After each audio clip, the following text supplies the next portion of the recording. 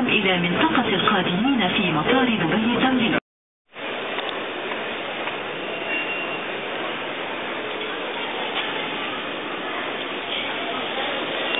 Sono poco fa Dubai, volo di 6 ore e fantastico. Abbiamo sorvolato il deserto e un mare di sabbia praticamente, mai visto. Aeroporto gigantesco, fantastico. Ok, ho chiesto tutte le informazioni e il volo è al gate B29, quindi mi sto dirigendo là. Piccola parentesi, ci sono tipo fuori ci sono 30 gradi e l'umidità penso del 600%.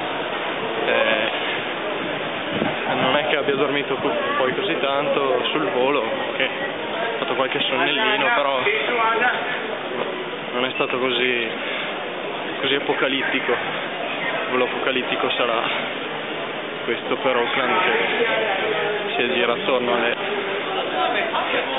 18-19 ore. Ok, arrivato ad Auckland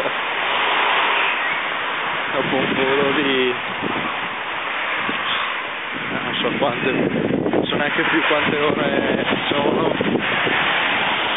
Il fatto è che non ho dormito perché davanti a me c'era una famiglia di indiani con quattro figli piccoli, cioè, hanno urlato per tutte le 18 ore del volo Dubai-Sydney,